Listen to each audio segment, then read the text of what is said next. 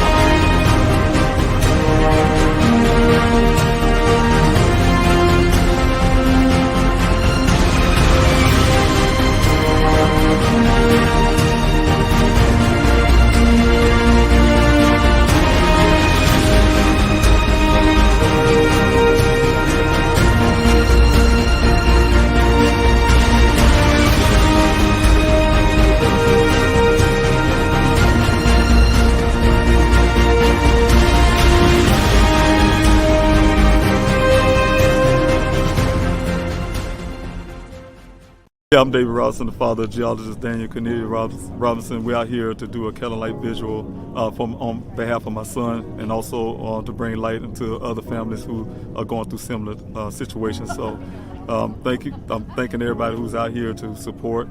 We need to stand in solidarity to bring attention to this case and to make a statement. Oh, I'll be your shelter, I'll be your armor. I hear you whisper underneath your breath. I hear your SOS, your SOS.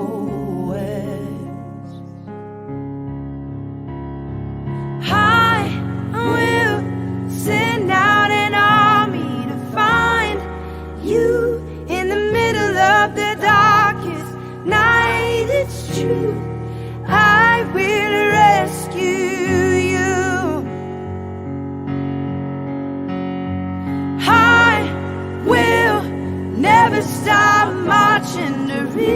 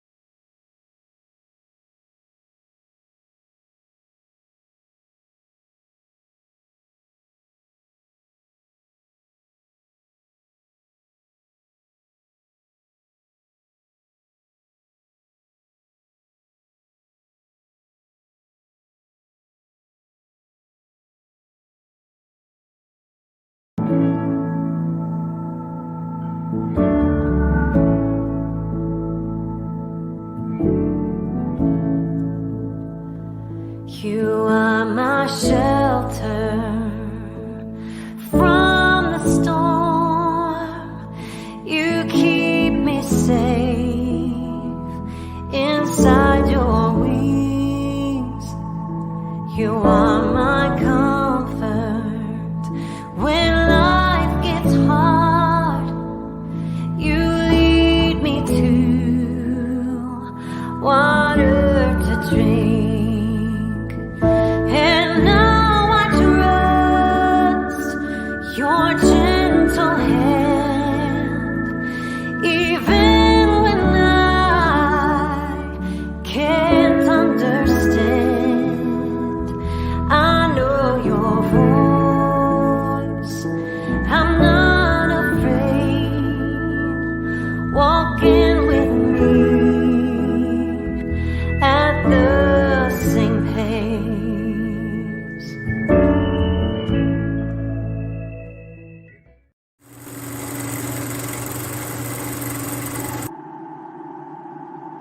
When the lights and camera turn off, I will be here.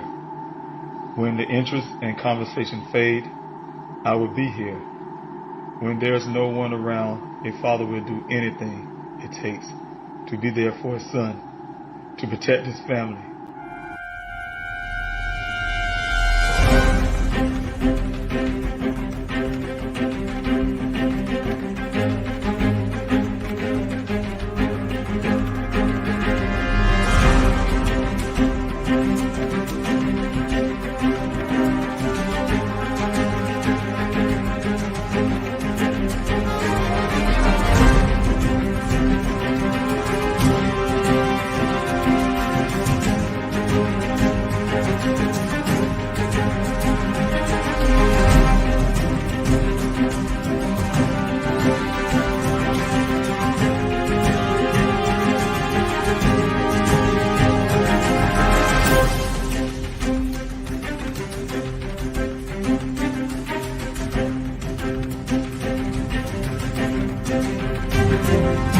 Daniel Robinson went missing 4 months ago. This is the last photo his family has of him. He's a 24-year-old geologist, last seen leaving his job site in Buckeye, Arizona. As the Gabby Petito homicide case garners national attention, another young person has been missing for nearly 3 months, and his family is desperate to find him. 24-year-old Daniel Robinson, a geologist, was last seen on the morning of June 23rd, leaving his work site in the desert of Buckeye, Arizona. David Robinson had only one thought on his mind as he drove the nearly 1,800 miles from his South Carolina home to Phoenix. I had to find my son. And I'm still searching for him. Thank you guys for coming in this morning's Q&A. My name is David Robinson. I'm the father of geologist Daniel Robinson. My son went missing on June the 23rd of last year from his job site. He is a geologist who graduated from the College of Charleston, came out to Arizona, started his career in Phoenix, Arizona. Started with a company called Matrix New World, also called Matrix Southwest Groundwater, where they hired him on as a field geologist, also called a hydrogeologist. Daniel's job is to go out and check the viability of wells. He go out to various well sites all over Arizona, different cities. His job consists of checking wells to see if the water level can produce 100 years of water. That's what his company does, as well as check the rock sediments on the bottom of those wells. On June 23rd last year, my son was doing just that. He got 2 assignments that morning to go to two assignments to go to 2 different well sites. And he went to the first well site around 7 o'clock that morning, completed that job, and then was on his way to the next well site where he had to get directions from a guy from a well drilling company called Weber. Once he talked to the drill site guy, he directed my son into that well site off of Sun Valley Parkway and Cactus Road. According to this worker, my son did call him. They met out on the main road. Once they got off the main road, had a conversation there. My son followed him into that desert out there, 1 mile west and then 2 miles north, so they can get to that well site. Once they arrived on that well site, they had a brief conversation, roughly about 10 minutes, which is they reached there around 9 o'clock that morning. Had a conversation about 10 minutes. And according to that worker, my son waved off and never was seen again. Of course, as you guys know, my son's vehicle showed up in a ravine about 3 miles from that well site. It's right here in this picture behind me. Is turned over on the side. It has significant damages on it, as well as some clothing was about 3 feet away from the vehicle. According to the Buckeye Police Department, it is my son's clothing, but we don't have any forensic work or anything to determine if indeed it was my son's clothing. And the only reason why there's questions about if it's his clothing or not, because of the manner, the way the vehicle was found. There's a couple of things. The vehicle wasn't there 2 to 3 days prior to July the 19th when it was found by a rancher who was out there searching for his cattle. Also, according to the Buckeye Police Department, they say they did two searches before that vehicle showed up. And each time that vehicle wasn't there, they covered the same area where this vehicle eventually is going to be. And the other part is the vehicle we found later was crashed almost 4 hours after my son arrived at that well site at 9 o'clock that morning. So that's tell us a whole lot that the vehicle wasn't there, as well as the damages on the vehicle from our investigator. We found that there's 2 impressions on the windshields, as if somebody was trying to beat the windshield either with a bat or a large object. The second thing is the damage on the vehicle didn't match terrain. Of course, the vehicle did roll down the terrain and made it this way to the bottom, but that wasn't where the initial crash happened.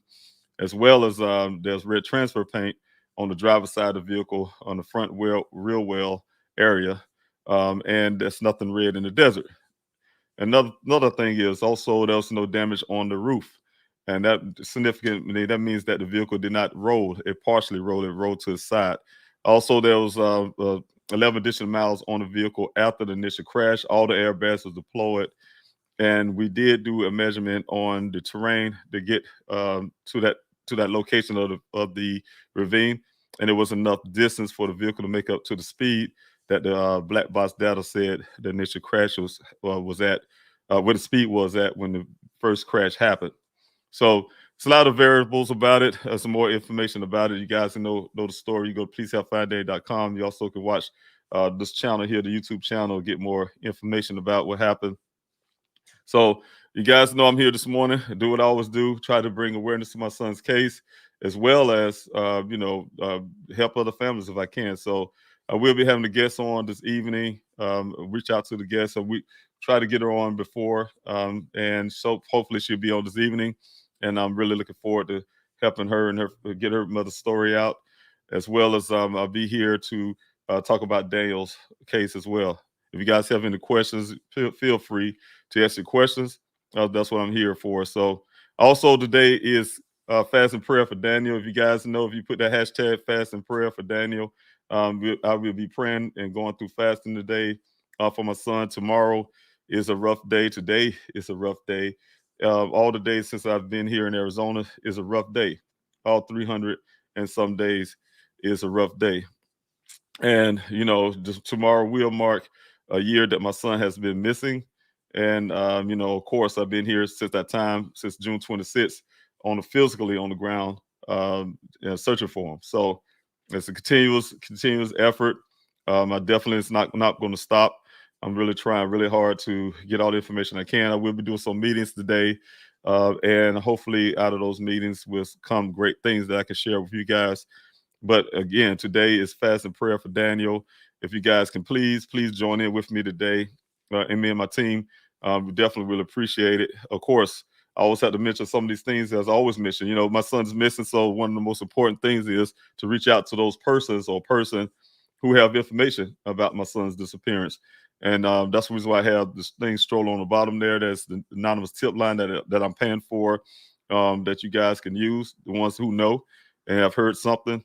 Just speak out. It's time to speak out. Please, I've been asking you this for a long time, trying to make sure that we didn't get to the point where here it is a year and my son is still out there and there's no word of him. If you can bring some type of relief, just give us some information about what happened with my son, or what information that you can use that anonymous tip line there. There's operators 24 hours, 7 days a week. That will take your call, very courteous. They allow you to be anonymous if you like. And if you don't want to talk to them at all, again, I always could tell you again, like on the bottom of the screen there, you can always just text the word tip to that number, and you can still be anonymous if you like. So definitely need all the information I can. So if you guys are willing to, please, speak out. It's time to speak out and say something. So again, I'm very dependent on that as well. So, all right. And also, if you want to contact me directly, you guys, you can by utilizing the number that's scrolling on the bottom of the screen or the email. Please help find Daniel at yahoo.com. At this point, that's probably one of your better options to use the email address. Please help find Daniel at yahoo.com or the phone number 803-200-7994. Those are the ways you can contact me directly, whether you're a reporter, whether you're anybody who just want to give out information to somebody who wants to say hello. So if you guys can, and the ones who do have reached out already, and you have reached out to that number and haven't gotten back to you, I will. It's been taking me some time trying to get the event here, trying to do everything else I've been doing. Still investigating, still doing what I'm doing, still working with my team and things like that. So it's always an ongoing thing for me. It's very difficult to constantly, check and stuff like check my messages. So I will be checking those off and on. Hopefully I get to your message. I know that I see a lot of them there on that phone, and I'll be working on getting to you soon.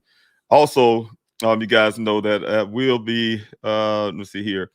I do have a special desert search that will be on the June the 25th at 6:45 a.m. off of Sun Valley Parkway, Cactus Road. You can check pleasehelpfindday.com for more information about that.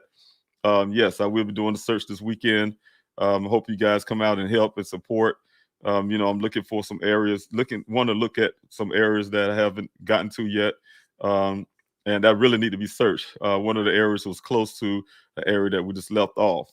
And, we had to do that because I had to pause the searches, and you guys know all those reasons.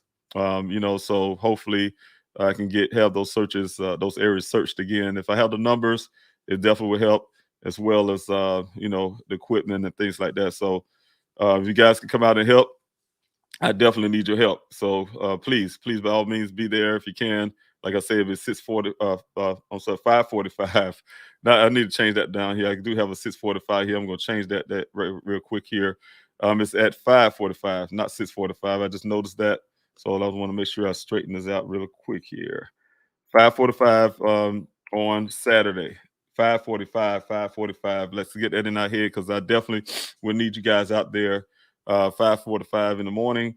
And the reason why it's so early is because I want to make sure that everybody's safe. Like I told you before, that's some of the reasons why the search was paused in the first place. I'm a very responsible person. I'm ex-military, and I know I want to make sure everybody's safe. Definitely want to get you out there before the heat of the sun is really, really scorching out there. Last year is amazing.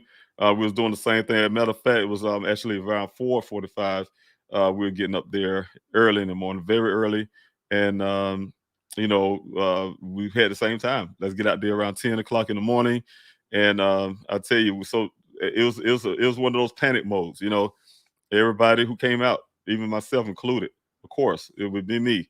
Stay out there till 4 o'clock in the afternoon sometimes, just really, really out there. I don't know how we made it out there in that sun, searching for Daniel. It was a rescue mission at the time.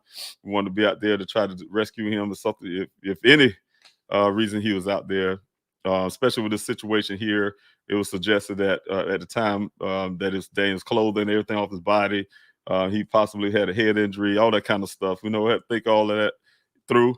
And, everybody's out there. And I really thank all the volunteers who have done that. And you know who you are.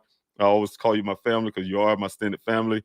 I love you for all the efforts that you have done from day one, and those who was there when I had to put the searches on pause, because I'm telling you guys, we was out there getting it in.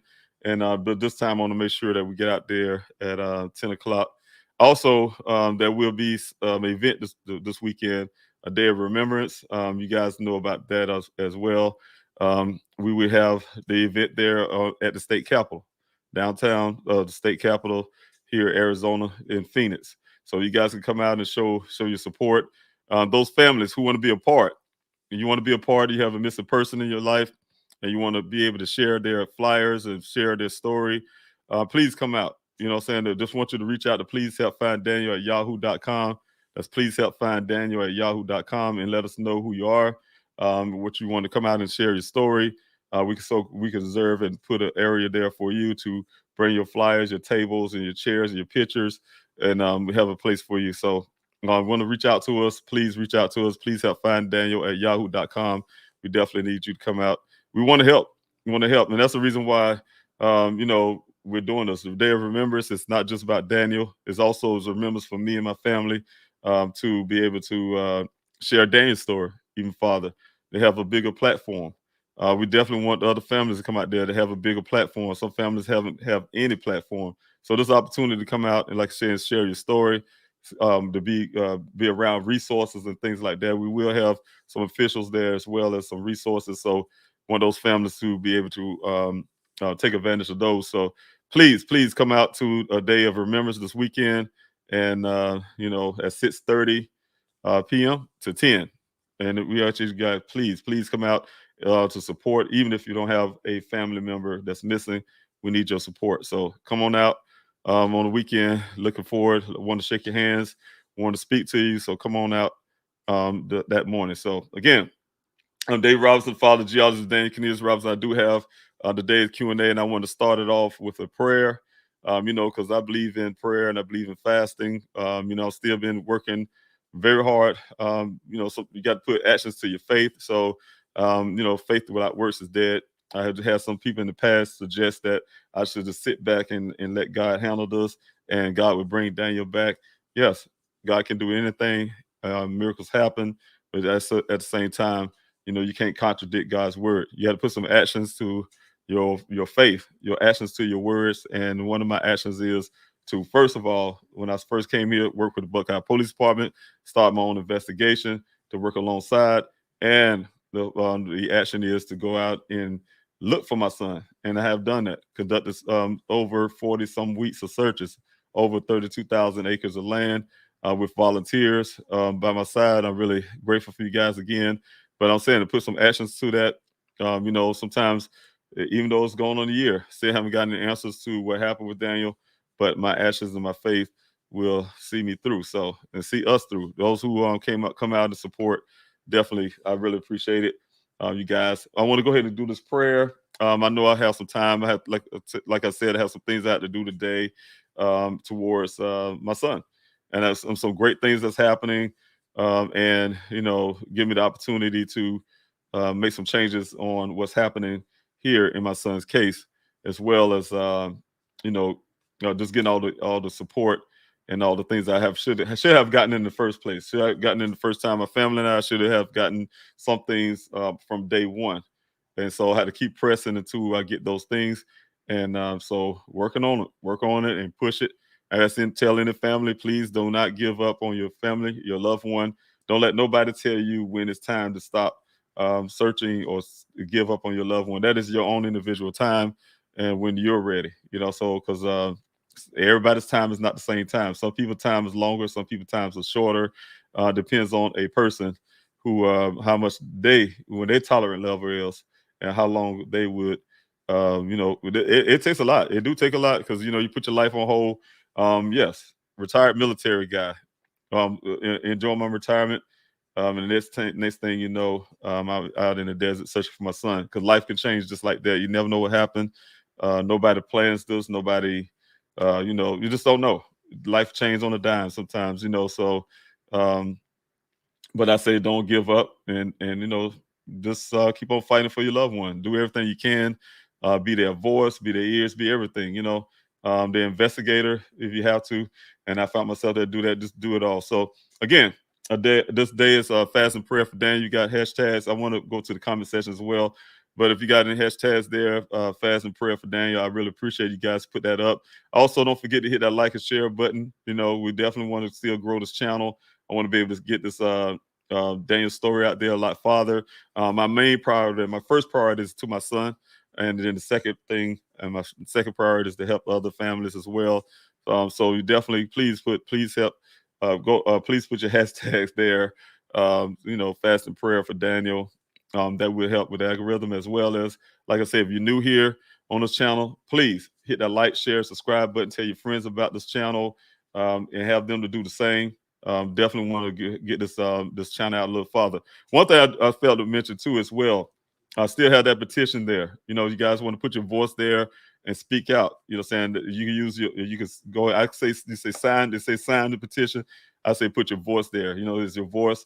Your voice is amplified if you use the you sign. Do it multiple times. You can do it multiple times by multiple email address, and make sure you get a confirmation. Also, I found out as well. Once you sign a petition and put your email address in, check your email address to make sure you know you confirm, and you can go in that email and confirm it to make sure it actually register that you signed that petition. So that petition is your voice. You guys have been standing by me from day one with your voice, and it's growing and it's getting larger. Okay, I want to start this fast and prayer, and I will be praying for not just Daniel, like I said, but for other families that's out there who have missing loved ones, that God can bless them as well as He will be blessing me to bring Daniel back home.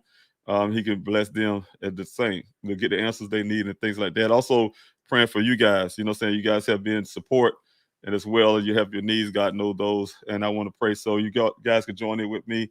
Heavenly Father, I thank you, Lord, for this day. I thank you for life, health, and strength. I thank you, Lord, for all your goodness and your mercies. I thank you, Lord, because you're God in heaven. I thank you, God, because your name is great among the earth. It's the most powerful name out there. We thank you, Lord. We give you name. We give you praise, we honor. We lift up your name. We thank you, Lord, for this day again.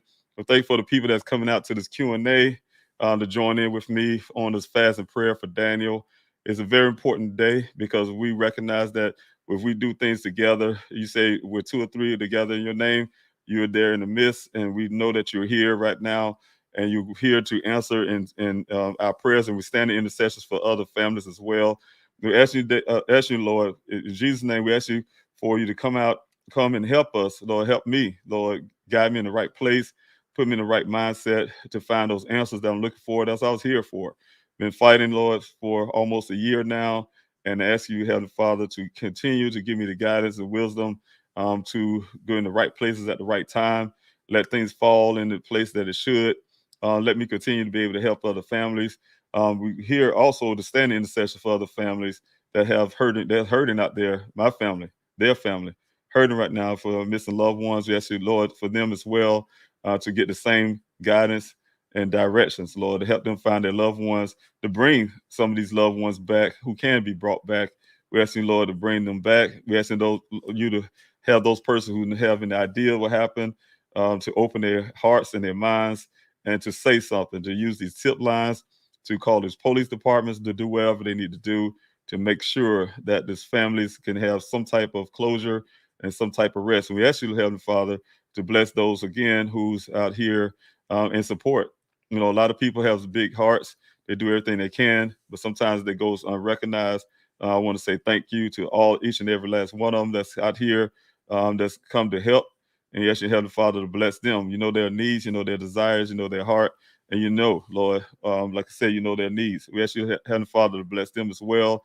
We thank you for this day. We thank you again. In Jesus' name, pray, amen.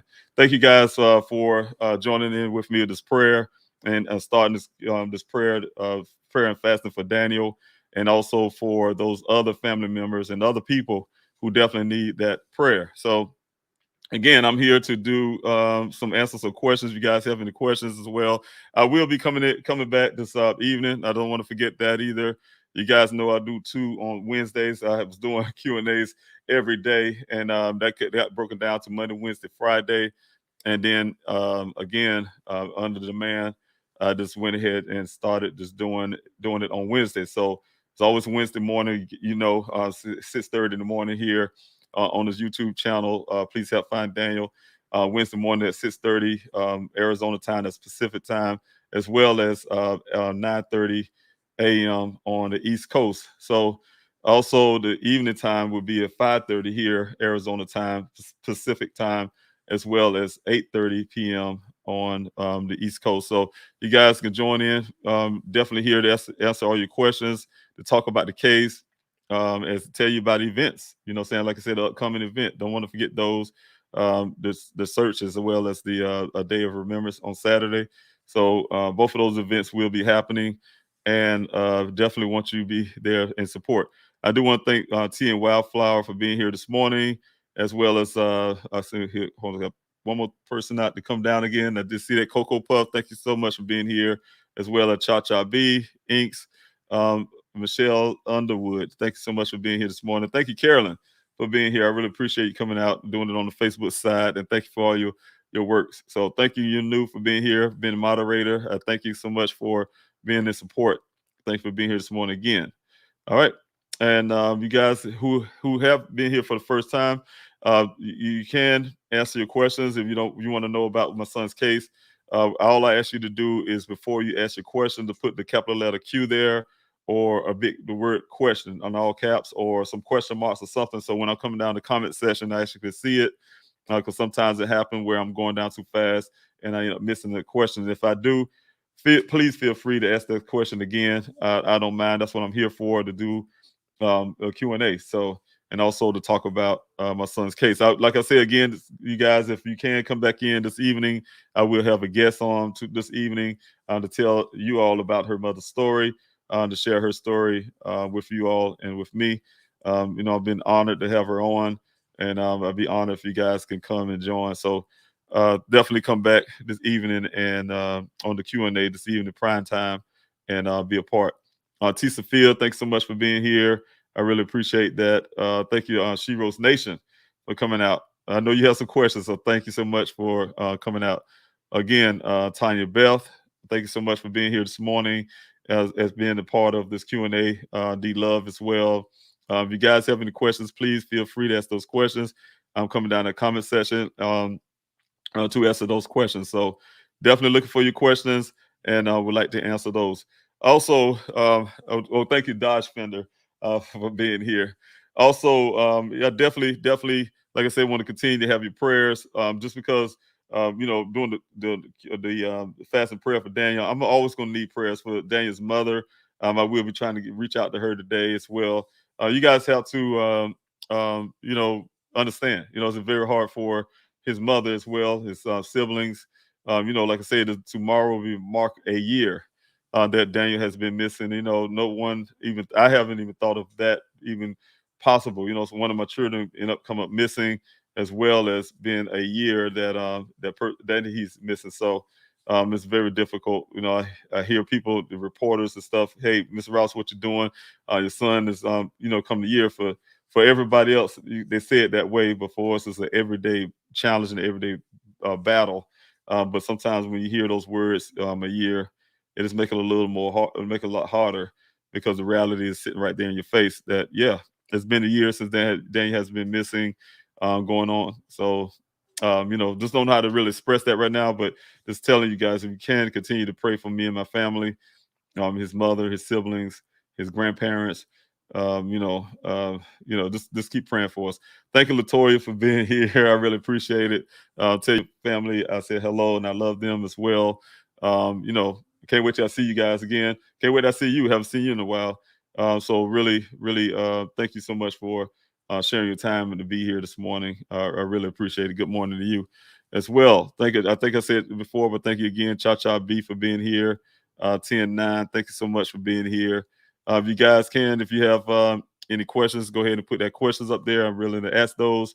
Also, Carolyn, thank you for putting that up. Hashtag fast and prayer for Daniel. That is very important. It helps with the algorithm as well. I need all the prayers that we can. Like I said, we can get more people to join in. We're doing stuff in Unisys. We're doing it in we together in oneness, and we have one common goal and one cause. I really appreciate it. Thank you, Sophia. Thanks, Sophia, for being here this morning and being a moderator and everything you do in the background. Thank you for being helping with the events and things like that, as well as being a team member and a board member. I really appreciate it that you're here this morning. D Love, I believe I said it before, but thank you again for being here this morning. You always here in support, and I really appreciate it. And every time I see you out here on the channel, I'm really happy to see you out here, and I'm grateful that you're still here doing your support. According to this morning's check, we have 117,509,000 voices on the petition. Again, that's very important. the petition. I've been preaching this for a long time. That having you guys to come out and sign that petition, and so. Oh, and I thank you, Dodge Fender. I just see that as well. The sign of petition, as I'm saying that, Dodge Fender have this here. My goal today is to ask 10 friends to sign a petition and ask them to get at least 5 to 10, and just spread it. Praying you can get 150, and we will. And thank you, Dodge Fender. You was taking the words out of my mouth. We will get there. It's very important to have that petition signed. I know I've been saying it over and over again. Like I say, I've been preaching it for a long time. And some people say, hey, what you going to do with the petition? When are you going to do it? I had to update the petition, by the way. And but the thing is, I'm going to use it. I'm going to utilize it for your voice. Your voice is my backing. You guys have been, like I said, from day one. I remember it was only 5 or 10 to 8 signatures. So, and look what happened. You guys have continued to be supporting and, like I say, backing me up. So I have the weight of the community, the weight of the, you guys, when I've turned in all the stuff that I have, and to like, for instance, the Attorney General's office, and you're my backing, and you have the same idea that I have. Some of those things, for once, the way they handle these missing person cases, nobody should have to wait 12 hours or you name it, any hour, to report their loved one missing. We know when our loved one is missing.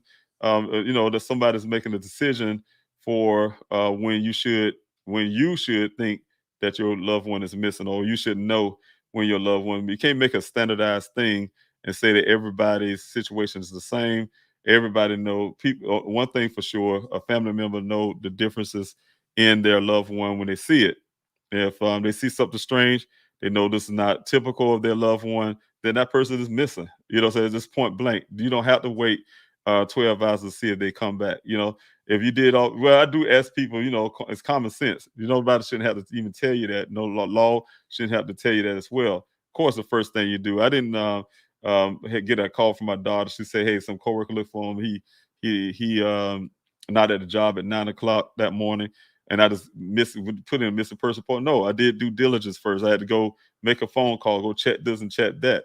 Yeah, once you do all those things that you know about your person, and check it out, yeah, you go ahead and report it. No police should have to tell you when you completed your work. You know what I'm saying? And so you go ahead and do that first. Do your due diligence, and and definitely be able to put that report. So because that those times are crucial. So you're urgent. You see it urgently as a family member, and you want the law enforcement to see it as well. And you say, hey, look, this is what the bottom line is. This is not typical of this person. This is what we did. We could not get any information. The report should be put in. You know what I'm saying? Because that first 24 hours or 48 hours is very crucial. And after that, I mean, like I said again, you guys, they have an entire show to call the first 48 hours. And those detectives know that the first 48 hours is crucial, especially 24 hours. But that first 48 hours, they don't have certain clues within that first 48 hours, then they know the clock is ticking, it's getting worse and worse, and the ability to find certain things to get harder and harder. So definitely those first moments are very crucial. Whenever they sit there and delay you like that, oh, you got to wait 12 hours. Oh, you got to wait 24. It's too late. You pushing that clock behind, and the ability to find that person, you push it behind. So definitely want to get those changed. So I really need that petition signed, because I will be doing things like that as well. A day of remembrance. Thanks to Phil for putting that up. A day of remembrance. You guys can have the link there on the Eventbrite. You get RSVP there, register there, and as well as the family members who want to be a part, you can also go there. But I ask family members who want to be a part to come to write us at please help find Daniel at yahoo.com and let us know your intentions, what you want to do, so we can reserve an area for you. That's please help find Daniel at yahoo.com, and you guys can reach out to us. When I say us, me and the team, and definitely we'll make sure that you're taken care of. All right. Fast and prayer hashtag. I see you put that D Love. Thank you so much for putting the hashtag there. Hashtag tag fast and prayer for Daniel. You guys can put that on your social media. Hashtag fast and prayer for Daniel. That really help get the algorithms out there, get it going, and definitely. All right. I just trying to read something I read here, but not sure if that's a question there from Dodge Fender. But I will be looking down the comment section for those questions. If you guys have any, definitely want to put it up here. All right. I don't have any yet, just yet. I'm still looking, still looking. If you guys have any questions, thank you, Lola, for being here this morning. I haven't seen you in a while. Thanks so much for being there. Kimberly, for being here this morning as well, coming out to this Q&A to support. So thank you. If you guys have any questions, thanks for putting the hashtag there. I really appreciate Avery. Thank you so much for being here this morning as well. And like I say, hashtag, you guys put that on your social media page and get that thing going and get it rolling. So, all right. Thank you for being here as well. Thank you, Maltese, for being here this morning. I really appreciate you coming out. And I do see some new names here. And so thanks so much for just taking your time out this morning and be here. As this question here, thank you, Ruthie Player, for being here. And your first question for this Q&A. Any news on Nancy Grace? Yes, I have done the interview. With Nancy Grace. And I'm glad you did ask. Yes, I have done the interview, and I'm waiting on them to give me the date when it will be aired, as well as the date when I can get the link so I can share it here with you guys as well. So I did ask them about that. I want to make sure I have a shareable link to be able to share with the public. So yes, I did it with her, and I'm really grateful for Nancy Grace and her team. Very, very, Nancy Grace is Nancy Grace. The way she's really spunky and she really engaged in details when it comes to details in the case and things like that. She's a very detailed person and really want to know why some things are a certain way. So yes, it was a pleasure to do the show with her.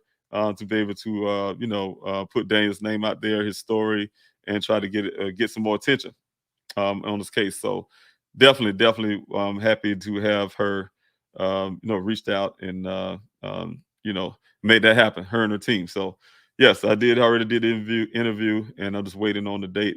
I hope they haven't already sent it. Sometimes, just like Paramount when they did the release, I was waiting on it since the last part of the year, last year. And then sometimes they release things and forget to tell me or things like that. So, I'm looking forward to seeing this as well. All right. Dodge Fender, thanks so much for being here this morning. Thank you for your question. And thank you for putting those Q's and the capital letter Q so I can see it. Are there any more planned searches? Yes, there will be one this weekend at 5:45. You guys can please come out there and support me in my search this weekend. 5:45, you can get all the information on pleasehelpfinddaniel.com. There should be a link there for directions to get there to the location, as well as I will have some people coming out from nonprofit organization. One was directed by the Black and Missing to come out and help as well. So I will have a law enforcement out there as well, element out there. And, I'm really grateful that some law enforcement coming out, I believe it will be out of Tempe and Phoenix, and then you guys they're gonna come out to help search. So really looking forward to that. Any other shows you are getting to be a guest on? Any shows? No. My goal right now is to just try to get Daniel's name out there, and when people do reach out to me, yes, I would accept that, and as well as some of the podcasts and things like that. So I'm definitely not, I'm just really happy when people reach out to me and say, hey, they want to do a story and things like that. I did have a Telemundo, which recently, and that's what I like most too, as well as to be able to hit other communities as well as out here in Phoenix. So definitely would be on different shows if somebody come out and ask. Is there any news outlets? Yes. Has anyone asked Brian Eaton to cover Saturday? I don't know who that is, but definitely I would lay all the help I can. Anybody want to come out and help out there? If I'm understand that question a lot better.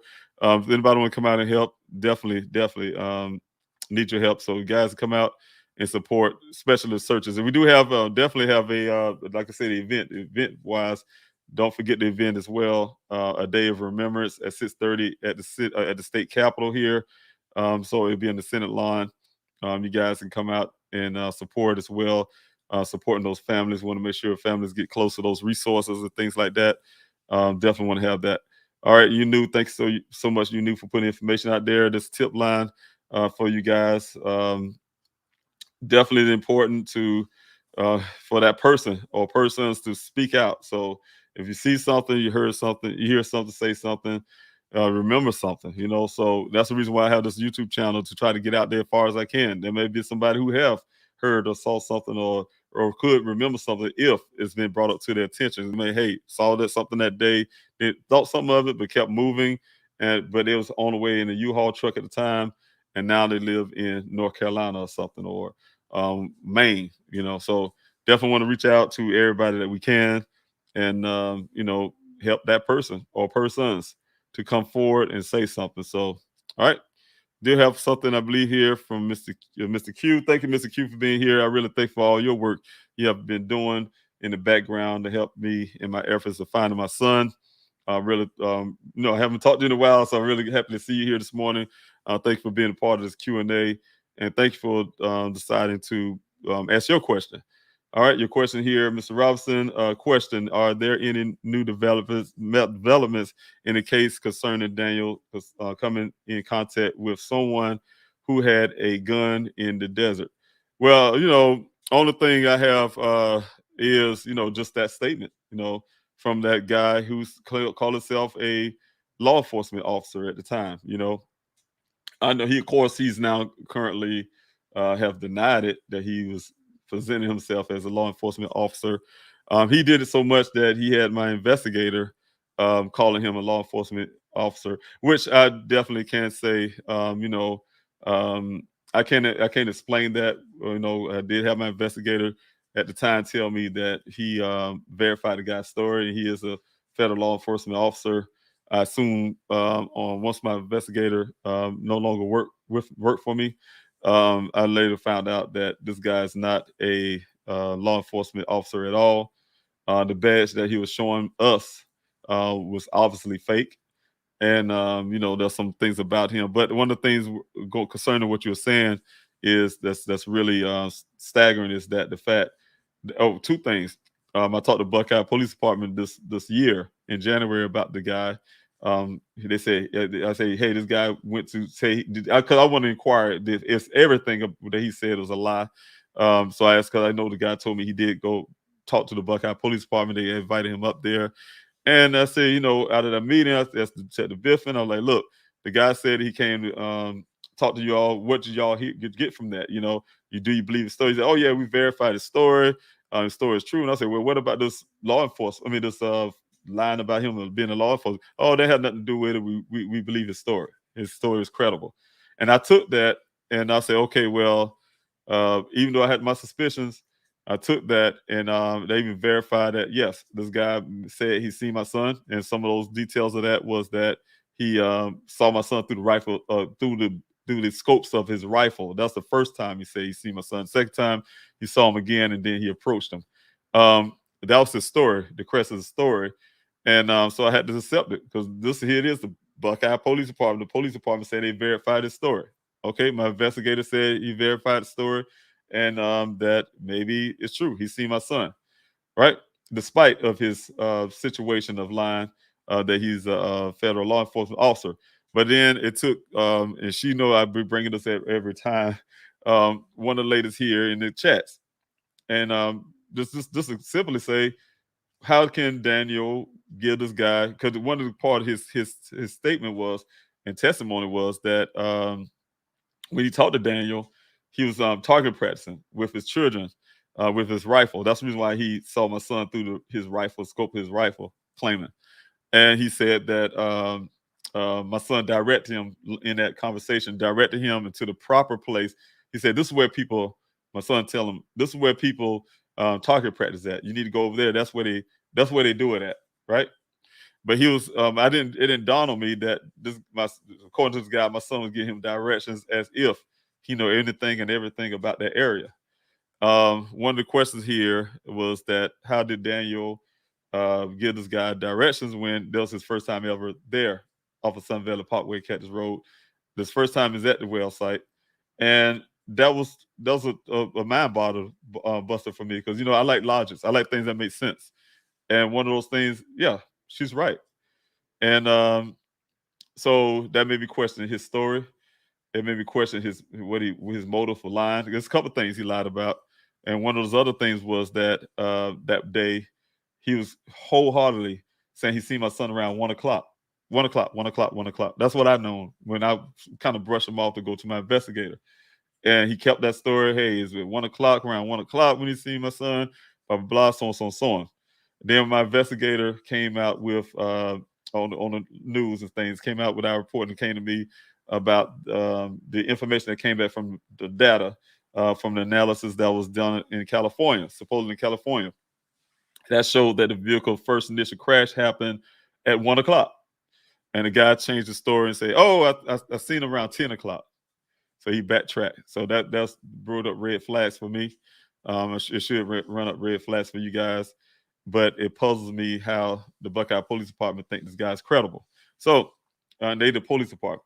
So the thing is, definitely, as in gun, anybody comes in contact with Daniel with gun, the only thing I can think of would be that one person who said he was out there with a gun, who said that he saw my son through the scope of his rifle, and that type deal, that kind of thing that made me want to look at him as in a certain way that I'm not going to really describe here, but you already can tell where I'm going at with that. But definitely the only person I can think of at the time, Mr. Q. So thank you. All right, thank you also, Ellen M. Stevens. Thank you for being here this morning. I really appreciate it that you're coming out to this Q&A, as well as Ruthie Player. Thanks so much. And thank you. Yes, I'm really grateful as her as well.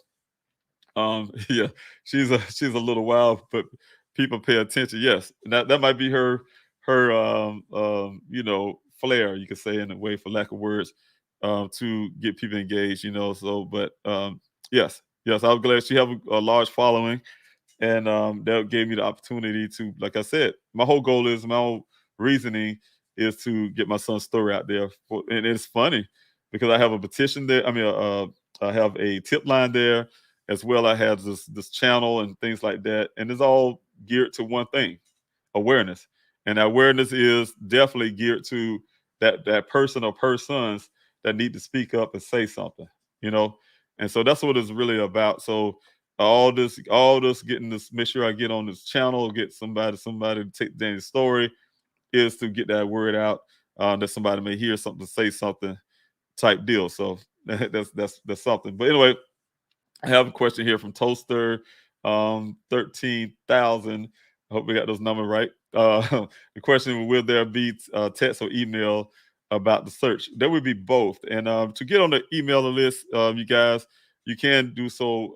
So I think one way is to go under on the website, as well as go to please help find Daniel at yahoo.com and give you information to get on the mail list. I would try to find a better way of doing that.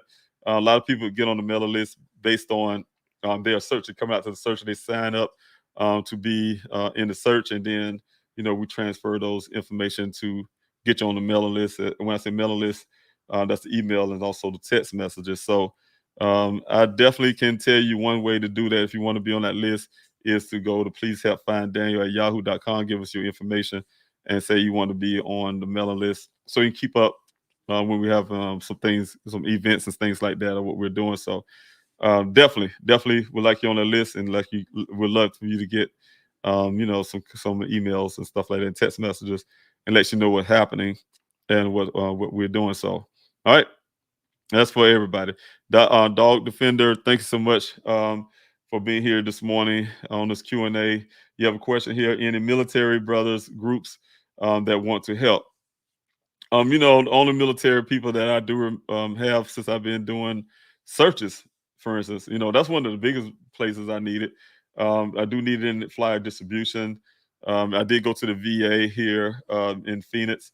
It's a really big one. It's bigger than one I have at home. And I did inquire about a lot of those resources. I did go to a VFW to try to see if I can get some people to want to join me in the search or do something if they want to help. But haven't gotten those things back yet. I don't give up on my brothers and sisters in arms.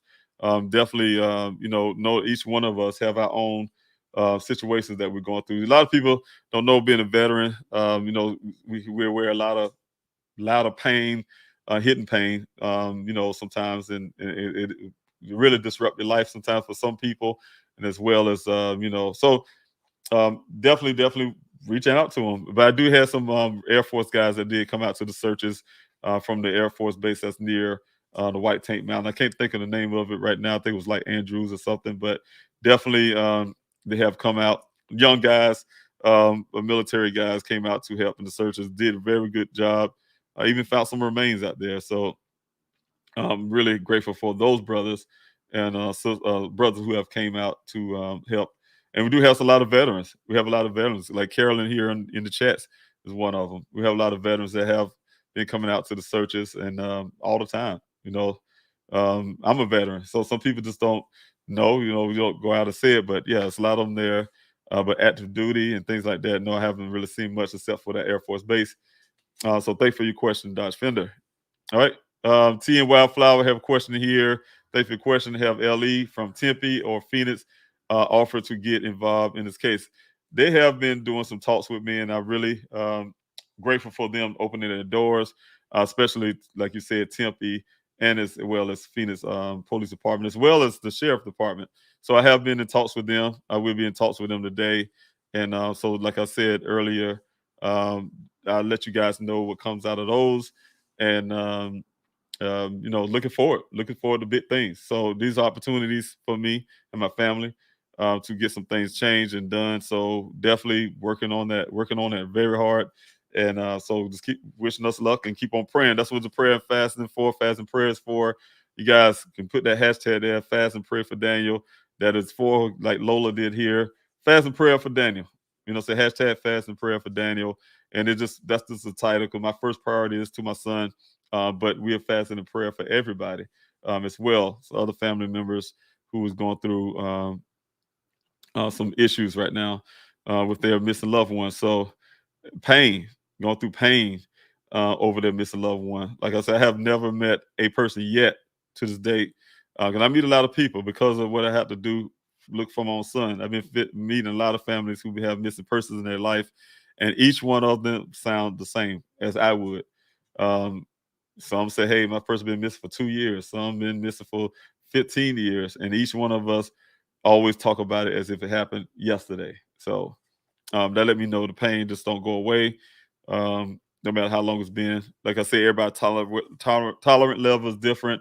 I would suspect that everybody's out in the desert or out in some city or out wherever that person went missing, physically doing it for 10, 15, 20 years or something. But, everybody's different. So you never know.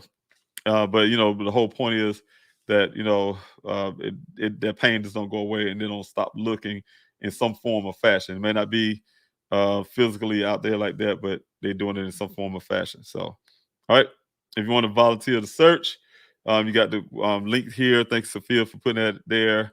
I need all the people I can out there. So, like I said, more people I have out there, the better. And that's one of the things happened. When I first started the searches, I had almost over 200 people sometimes will come out to the search. Of course, you can imagine after a year, and like I said, everybody's tolerance level is different. Some people probably say in their mind, hey, man, going on a year, that man should go ahead and give up on his son. Oh, man, you need to go ahead and move on with life. I mean, no, some people would think that way. And some people stop probably coming to the searches because hey, look, I'm not going to continue to look for this man's son for a year. I don't know their heart and what they're saying, but what I'm saying is everybody's is different. So that don't mean a person is a bad person or anything like that. Everybody's tolerant level is different. So every volunteer that came out, like I said, from day one, even if you came out for 1 day, that's your tolerant level. And you came out for 1 day, thank you so much. And that's just as good as coming out every day, to me, in my opinion, because you never had to take your time out and say, hey, you know what? I want to go to the search. I want to put myself in this heat. I want to go out and just walk, or whatever the case may be, that you did, and say you want to go look for somebody else's child or somebody that you don't know. You got up in the morning and join the search. So each person, no matter how many times you came, to me, is a big step. That one time, two times, multiple times, some who's been there every day, every time I had a search. And, it's the same to me. It's all the same. There's no big, no small. Everybody's tolerance level is different. So definitely thank you. Go to volunteer search right there. That's a link there. Please help finddane.com on the volunteer the search tab. Definitely put your information there. And as well, that's how you can get your name on that list. Send somebody want emails and things like that, text messages. We do send out text messages and emails, even for the event, things like that. So definitely want to be able to have that as well. But that's also help me find out who's actually coming out to the searches on the weekend, who will be coming out, because to give me some idea. It never flows like that, to be honest with you. We got there, get people to sign up, and we have an idea, and then more people show up, and which is great because the more the better. Then we had to kind of plan on the fly, saying, hey, this is what I can go search this area now because I have enough people, or I can't go search this area now because we don't have enough people, and we're going to stick to line searches, for instance, something like that. So I will see what happens this Saturday. Hoping to have a large amount of people that show up, because there is areas that I want to clear this there. So I want to clear, in my mind, we'll be able to. There's no 100%, but I want to be able to at least have a great idea that Daniel's not out there, before I walk away from that desert. And there's some areas that still need search. It's big. It's huge, y'all. It's very intimidating. As soon as I think I'm done with one area, there's something else that show up in that area that haven't been done. So, and it seems like it's for everything. It's been a year. But it need to be done. Anything could happen in any direction that you walk. You take a turn a little bit and walk out, turn a little bit again, walk out. All those areas in that big perimeter, based on science, had to be searched. We're not searching the whole Sonoran Desert, by the way. That would be ridiculous, and it's not happening. It's all based on science and probability and things like that, and investigation and stuff like that. So all that, it determines how far I'm going out for those searches and the grid in the area that I'm searching. After that point, there's no need of going out farther than that, looking, because it wouldn't make sense. So things that make sense is what we're looking at. So, all right. Here's the another flyer. If you guys want to print flyers, one of the biggest things as well. I started my city searches at first, which turned into a city distribution, and I'm able to get flyers out everywhere. I have gotten flyers out to all kind of cities, and some even overseas, because of you guys. First of all, asking for these flyers, was able to get them out, as well as having a PDF. There, you guys go on pleasehelpfinddaniel.com, and under the PDF have been printing these flyers out yourself and getting them out. I have some people in other countries putting information out with these flyers. So really grateful for you all for doing that and being a part. So that is that. Print your flyers on pleasehelpfinddaniel.com. Go on the PDF tab, and you can be able to get that information there. Also, I have another question for Avery. Thanks so much for being here this morning. Question is, do you know if anyone else worked with Daniel at the first well site? I don't know. I do not know. And, one thing I do know, Daniel took some pictures there for whatever reason, some laws and things like that. But, I don't know. I don't know. And that's one of the things, I guess, probably went under the radar in a sense, or if for its significance or something like that. And also Ken Weber confirmed that Ken was the only employee assigned to the second well site on that day. All right, I haven't done that either. And some of these questions I try to get, of course, I'm get my investigator may be able to get those type deals out, and some things he can't do as well, I'm sure. But definitely, as in his laws, that's the only things to be asked. Questions will be asked, because I don't know. I was just told this is one. And one thing I can say is that what made me believe that is at the time is but you're making me question that now. But one thing that made me believe it at the time is that when I had my times to talk with Daniel, many times we talked, we'll talk, have a 2-hour conversation, and generally, a lot of times it was just him and one other person at the well sites that he go to. A lot of times Daniel, that company sent him to, let's say, Flagstaff, for instance, right? And um, he had to spend the night. Sometimes he's at a well site at night. And we on the phone just having our conversation. Like we always do. And it's not hard to believe that it'll be two people, just him and another guy. But like you said, that's something that I don't know. I'm sure law enforcement didn't ask, my investigator, he didn't ask as well. So, like I said, some things probably would go under the radar, and so that's why it's important to have this Q&A, because you guys can bring up things like that to make us think and say, hey, you know what? Yeah, we should check into that. How is that significant? What that might make a bit difference, just knowing the information. So, all right, thank you for your question. All right, do we have one here from Dog Defender? Question is, are there any bodies of water besides the wells? Yes, there is. The aqueducts. It's the canal, actually, that runs through there, always flowing. And that canal, though, has a barrier, a fencing, really tall fencing. And that is, I'm sure, is government. So it's supposed to supposedly be, hopefully no breaks in the fences. Sometimes when I ride, when I go down that thing, I try to ride down much as I can down the side of it with the terrain, and to try to see if I see any breaks in the fence and things like that. So, yeah, but that's some body waters. And I heard there's a lake somewhere in that area. I haven't seen it, but I did get some pictures from my investigator who had some lake or something not too far from that area, I guess. I haven't seen it yet. I haven't even seen it on the map, and I haven't even gotten the information from him. I'm still waiting on certain information from him as well. Like I say, he no longer work for me. I'm talking the first investigator, no longer work for me, and there's some things I'm still looking for. So to answer questions like that, I do have pictures of a lake for whatever reason he transferred over to me, and but I don't know where that lake is located. I hear it's not close, not that close to, but it's close enough, but not as close as in my search area that I've been doing. So that's the reason why I probably have never ran into it. All right. Baby girl lad, thanks so much for your question. Baby girl AD12, thanks for your question. I've been thinking about why Caitlin was allowed to give her phone messages directly to the police without standard procedures. Any chance she might be related to any police officers on the case? And she may be. She may be related to a lot of people. And, that's one of the things that, I've been checking into. And, she could be.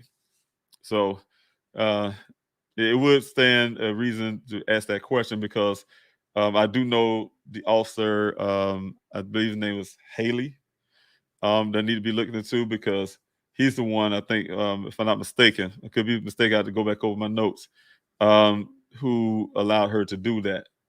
The way it was given to me that day, this officer was telling me, I mean, it made me a little uptight. It made me uptight the way he was presenting his idea with this young lady about my son.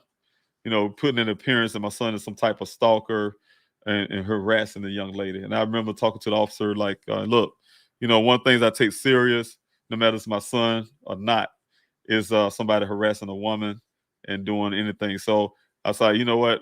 I told the officer, look, I wouldn't imagine that's not Daniel's character, but nobody should ever make a woman feel uncomfortable like that. And that type deal. So this hearing what they had to say, what this officer had to say, but then hindsight now looking at it, of course I'm not buying that, because the story don't make sense. First of all, the other part is like you said, the reasoning. Several things happen when it concerning this young lady, is that we still to this date don't know who this other person was. Daniel told me personally in our last conversation that I had with him, my last 2-hour conversation with my son, when he mentioned this young lady, he told me it was 2 women there that night, that he spent the night there. 2 women, right? We still don't know who the other woman is. First of all, we don't know her name. We don't know who she is. We don't have age. We have nothing redacted about this woman. She just ran under the radar for whatever reason. It's hidden person.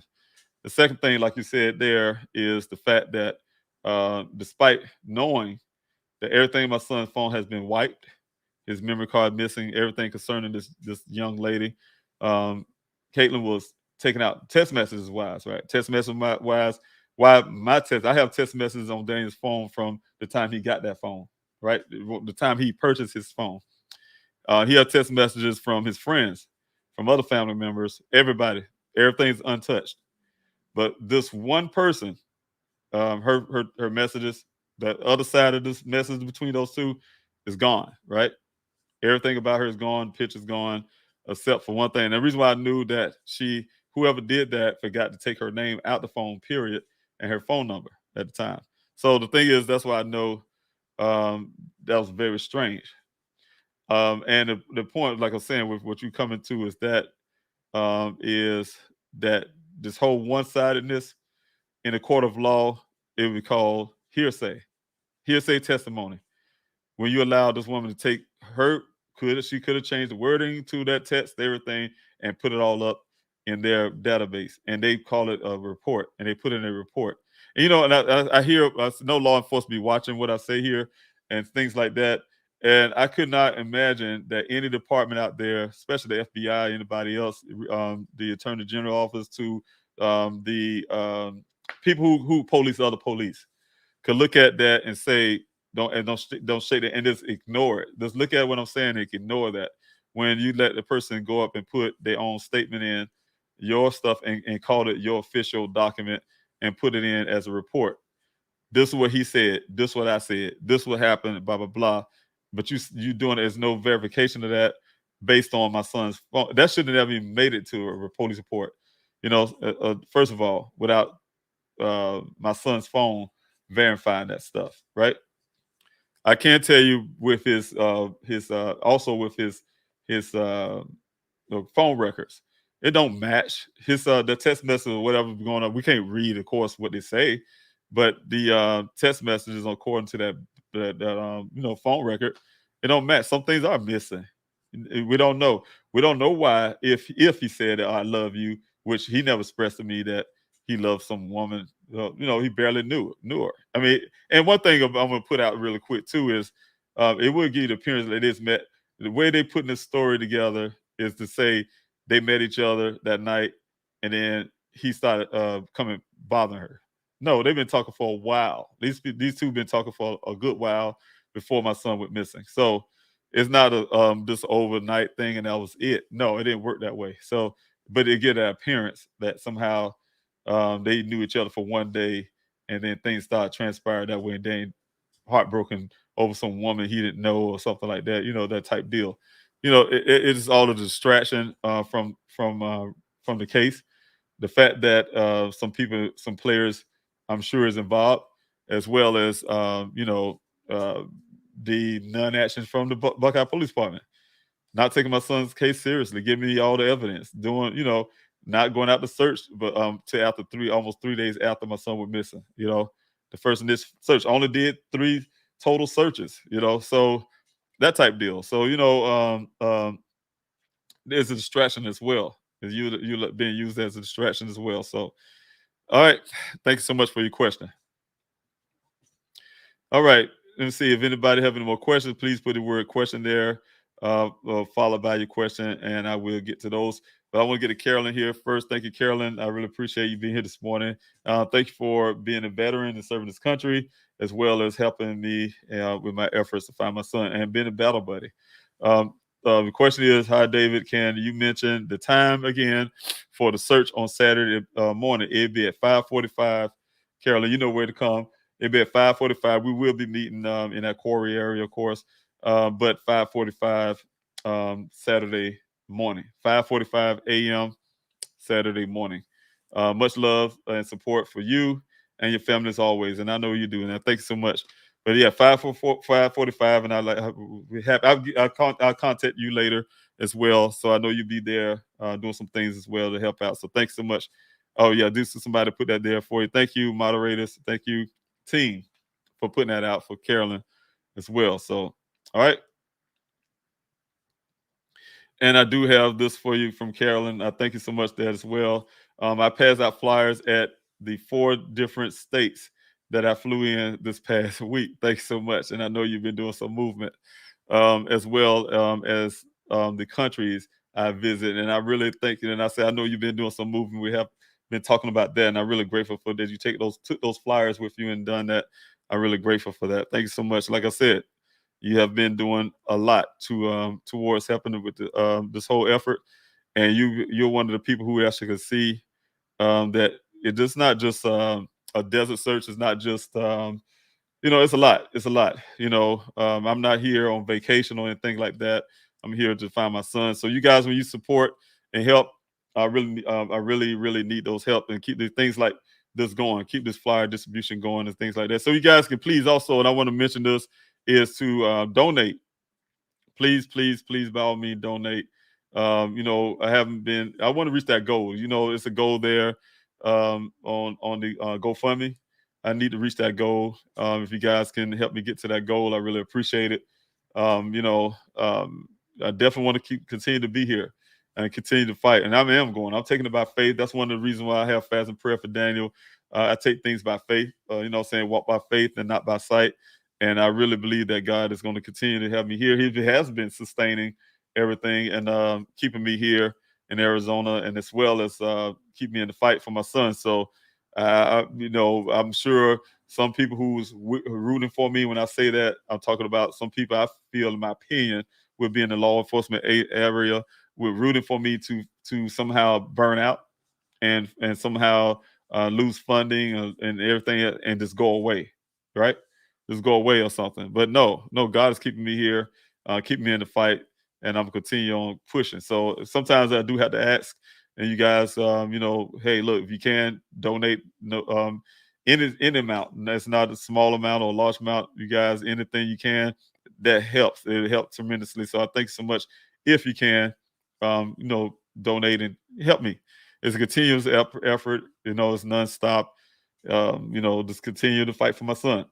I'm doing everything on the other ends as well, trying to help other families. That's why you see all these events or see this or see that. It's geared to help other families as well as getting Daniel's story out. That's part of the information part of it, getting things out. So, and working on some things for the foundation. So, trying to put some things in place as well for the foundation. So infrastructure in a sense. So thank you so much, guys. I really appreciate that. I do have a question again from Laura. Thanks so much for being here. Do you need a head count for Saturday? Should I bring a big cooler of water?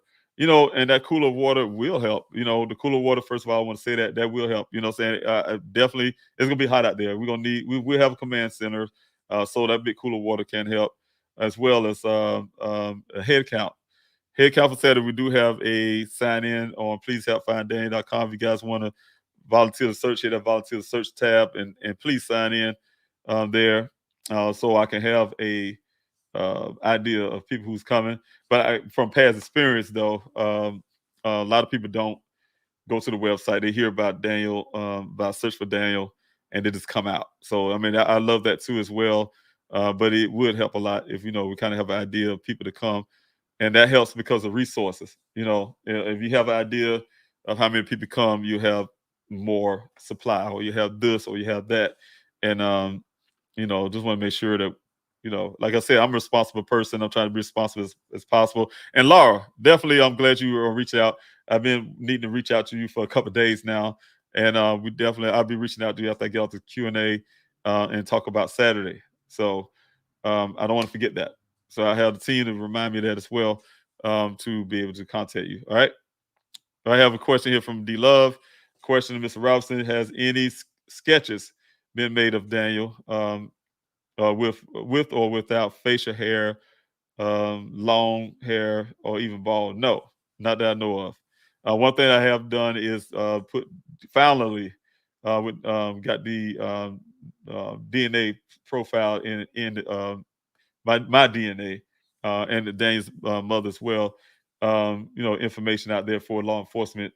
But as in them doing facial hair, no, I don't know. No, I don't haven't anybody said they did any kind of sketches and things like that for that. But I'm sure it'll help. It'll help. One of the things, if I think of in that term, is one of the things is that I still haven't given up the idea that somehow some miracle happened and Daniel made it out that desert somehow. So yes, that would be helpful. All right. Thank you so much for your question. I have a question here from Brooklyn Michelle. Thank you, first of all, for being here. I haven't seen you in a while. Thank you so much. Do you still need volunteers for Daniel's Foundation? Yes, we do. We still, like I said, this foundation is in the infancy stage right now. We're still working on those stages. And yes, that's the reason why you guys go to pleasehelpfinddaniel.com. And I know you have done this, Brooklyn Michelle. Go on there and other ways to help, right? Tab. You go into other ways to help, other ways to volunteer tab, and you put your information there. And we will be utilizing that information. And it has taken us a while. Like I say, it's in the infancy stage. That's what you need to do. If you go up there, please go to pleasehelpfinddaniel.com, put your information there. And we have a list of people who's interested in, doing some things to volunteer other ways, because you live in a different state or whatever it may be, but we have those information about you. And we know we can utilize it later as this foundation is growing. So getting to this point where we can help and get out, do some things. Okay, I received an email from Shauna and responded late, but I'm still available to help in any way, and I really appreciate that. Now, she will get back with you as well as I get back with you. So thank you. You're not responding late. Always can need help. So thank you so much. All right. Anybody else have any questions? Please feel free to ask those questions. I do have some more time here. It's an hour and 25 minutes since the Q&A started. I do have some things I take care of this morning, and as well as you guys see me looking off on the side. I do, when I say those things, I have to make sure I look at my calendar. I do have multiple calendars, one for myself, my personal calendar, as well as a calendar for my team. But make sure I stay on top of everything. So definitely don't want to overtalk.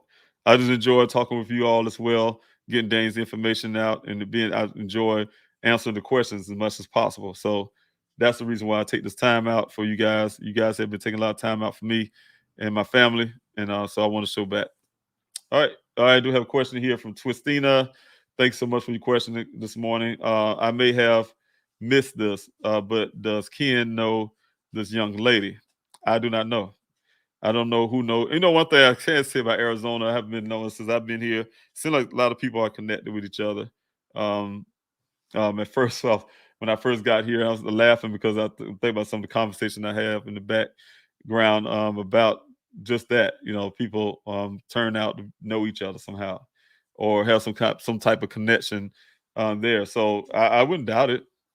I wouldn't doubt it. I wouldn't be surprised what we find out in some time. So definitely, I wouldn't be surprised. But no, as far as I know, as it stands now, I do not know the answer to that question, if they know each other or not, or anything like that. So, all right.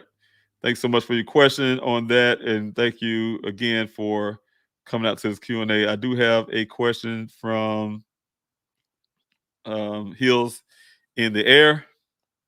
Thank you again for being here this morning. Questions: are you still using drones? Yes, we are. I will have my drone out there, but my drone is limited. I do have a drone company coming out from, like I said, from Black and Missing Foundation. They have a partnership with a drone company, and that drone company saying they would come out and help with the search this weekend. So looking forward to working with them. But yes, I definitely need drones. If you guys have drones, if you're certified, come out, and I have areas that need to be drone searched. Saying there's some areas that I can't get to by logistically to do a line search. We definitely need drones out there to canvas that area and those areas and try to go over those footages or whatever, and be able to do a search that way until and see if it's reasons for us to do line search get a line search going and things like that. So, all right. Again, don't forget the hashtag fast and prayer for Daniel. You guys, please put that on your page. Don't forget to hit the like and share button on this channel as well, especially if you're new here. Like, share, and subscribe to help with the algorithm to get this channel out, Father. We do have over 1,000 subscribers, and that happened really quickly from what I understand from the YouTube world, talking to some of the YouTube content creators, and that was really good. And that comes from you guys. I'm really, really happy to hear that. You guys have been doing that, signing, like and subscribe to the channel, and helping me get Daniel's story out there. So thanks so much. All right, do have a question from Laura again. Thanks so much for being here. The question is: Buckeye PD showing up Saturday? One of the biggest things that was there since day one is the invitation for the Buckeye Police Department to show up to my desert searches, and they haven't taken up on the offer. Only time they ever took up on the offer of coming out to in the search is when the times I personally wrote Chief Hall letters. I did twice. The first time I asked them to come out personally on a letter to Chief Hall was to ask for specific things I needed. Equipment. I needed these drones. I needed these equipment to check this well sites or this or that. Needed cadaver dogs to verify certain things. Or we need a pathologist out there to hang around to identify some of the bones that we find. And the first time they came up literally, when I say literally, empty-handed. They brought a razor out there. The officer had nothing but their badge and their gun. And I'm like, I don't need more volunteers on the ground walking around. I need them to use their money and help me search for my son, get some resources. So a little disappointed with that, very disappointed with that. I even tried it again the second time, sent them a letter. Second time, asked for the same things, right? This time they came mostly empty-handed.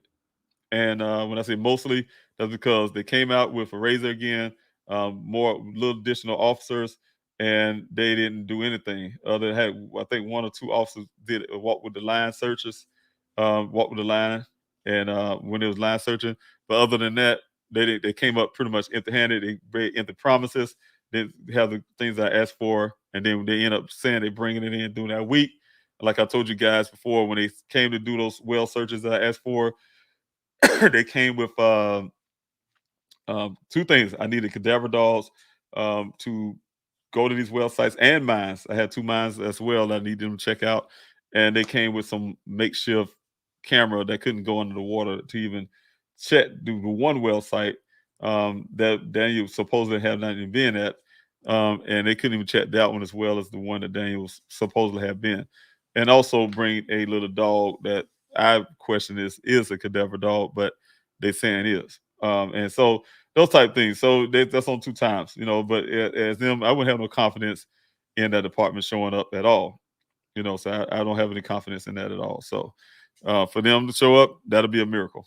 But I do have some from other departments in the city, in the state of Arizona that will be coming out from different city, say they would come out and also help in the searches, as well as a Congress, I keep saying Congress, and I did that on one of the videos I made. I meant to say Congress, or maybe one day I will run into something like that. But one of the city council members wanted to help out in the searches as well. So, all right, okay, you knew. Thanks so much for being here, and it just like remind everybody, if you have a question, put your question, or put the word question there in all caps, as well as the capital Q or a question mark before your question. And that way, when I come down the comment section, I actually can see your questions. So that's what you knew was putting up there. If you guys have any questions, if I miss your question by chance, please feel free to ask the question again. I don't know if there's a question, but it says, Yedikon, thanks so much for being here this morning. What can I do from the East Coast? Okay, yes. What you can do from the East Coast is, sign a petition, first of all. The other part is if you want to receive flyers, I can have flyers sent to you, as well as you can go on pleasehelpfinddaniel.com and use the PDF and print those flyers out for yourself and pass them out for your city. If you want to join in on the ambassador program that I'm trying to get together still, I would love that as well. You know what I'm saying? And like I said, if I get enough people, I want to have a small a Zoom meeting with you and tell you the ins and outs, what I'm looking for, and see if you guys want to be a part to help me get those flyers out. So definitely, you can do that on the East Coast as well. Just get the awareness anywhere. It doesn't have to be East Coast. You guys want to get awareness out there, would help us help a bunch. So that definitely will help a lot. So yes, there's a lot of ways you can help. Go to other ways you can help tab as well, and sign that information there. You can help hopefully with the foundation eventually. So there's a lot of things going to happen with that as well. With how you can help from the East Coast. So thanks so much, and spread the word. Whatever you do, spread the word. Talk about Daniel's story to your neighbors, to your friends, to people out and about. So thank you. All right. Esther, thanks so much for your question. Have Buckeye told you they would look into the coworker's story again? No, they have not. They have not. Only thing I got from them when it comes to that worker is that his story and the way that they put it in a report at the time. That the only time I've seen it is they just believe it. So took a story and believed it. So, all right. And I thank you, Ruthie Player. I see this right here. I'm just gonna put it up. I'm not sure what it says, but it's long.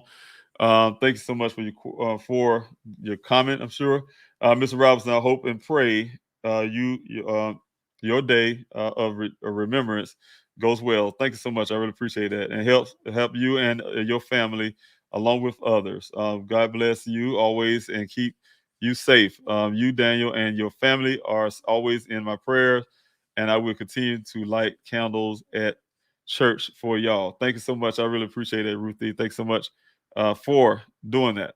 I really appreciate you. I never forget you guys for everything you have done so far, and helping me every form of fashion helps. It's like on the East Coast as well. Those type things, fasting, prayer, whatever you guys do, encouragement. Saying all that stuff it matters. So thank you. I really appreciate it. Thank you, Marita, for being here this morning. Thank you so much. Oh, from Germany.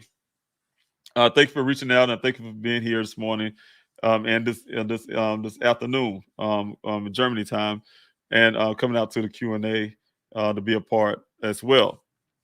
Same thing. Feel free to speak about Daniel's case.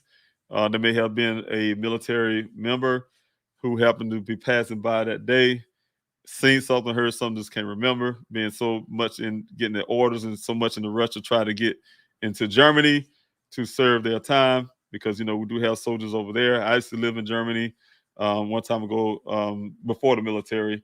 I used to live in Germany as well. Love the place. I almost didn't want to come back to the United States. Very, very great country. But may live there and hear something. Hey, back in the States, I remember something, and then you share that story, and they can come forward. So I'm looking for, no matter where they're at, where the person is, they want to say something, and they heard something, know something. I'm seeking them out. So, all right. I want to put this up because one of my team members put this up, and I wonder what it was about. At Hills, in the air search for Daniel Robinson, the air search for Daniel Robinson will be held on June 25th. Anyway, I think it must be desert searches off Sun Valley Parkway and Cactus Road in Buckeye, Arizona. This search will be at 5:45 and conclude at 10:30. But yes, well, to be the I think you meant to put there. You say air search would be the desert search, so we'll be there at yes at 5:45. You guys come out there and help as well. I really appreciate that. Thank you so much. All right, thank you, Sophia, for putting that up. Twistina, thank you. Here's a question here. Do you think Buckeye Police Department aren't helping with the desert search because they know he was probably never out there? I think they're not helping because they don't want to spend money, in my opinion. I think they're not helping because they don't take my son's case as serious as I did, in my opinion. And I think, saying it, like I said, it's not important. That's the reason why I think they're not out in the desert searching. I think that as long as they can say, hey, I've been out there in the desert search, they can stand on that. They can say it, hey, we used a Firebird helicopter, for instance. And I'm still checking with Phoenix when I talk to them, hopefully today again. about the helicopter search. I want to know about what they found when they went out there with their helicopter. All right, on June the 20, I think it was 26th, 25th, 26th, almost 3 days after my son went missing. So what they found, as well as saying they don't spend that money by utilizing a volunteer service. Civil Air Patrol. Civil Air Patrol is a volunteer, bunch of Navy, Air Force guys, what I understand, retired old men who like to do things like that, go out looking for people. They had them come out there to look for Daniel that day, but didn't want me out there in the desert with them. So that's that way as a free deal for them. They didn't have to pay them guys. And that way they could say, hey, we searched for him almost 2 weeks after my son went missing. And then when his vehicle so-called been found there, by the rancher, they did that search and they didn't have to spend a dime. Just go out there with their little drone and they claim that all this helicopter stuff is nothing verified or anything ever said they had a helicopter. They put in a report. And like I said, again, I could call it, in my opinion, the possible falsification of a report because I haven't seen any evidence yet to even suggest or even prove that they had helicopters out there. The only thing they gave me, and I'll tell you guys from that search, for instance, they claim they did. I asked for that in that meeting after that vehicle showed up. I need everything. I'm gonna give you all the picture, everything we got from the search and also the things from the scene. That's where this picture come from. And one thing I can say, it verified the pictures and everything they gave me backed up the rancher's story. When I talked to the rancher, he gave me the story. He said, "Hey, there were no helicopters out there. They used a drone. They ain't had no cadaver dogs and this and that, search dogs. They had a dog, and the rest of them. I think I did talk to Sheriff Zone about that, but they had a dog because all their dogs was in training and they don't have their own dogs. They had to borrow that one dog from Maricopa County, and so I mean, it is so much lies, And the thing is, and this whole thing, the story, the detectives, man, we had Miss Robinson, we was searching for your sons of heart. We had the low flying helicopters, and you hold your hands up, you can touch the bottom, man hanging out the window, and he looking down on the ground real low, and this whole thing, just making fun, trying to make fun of me, and the rancher said none of that was going on. He was there.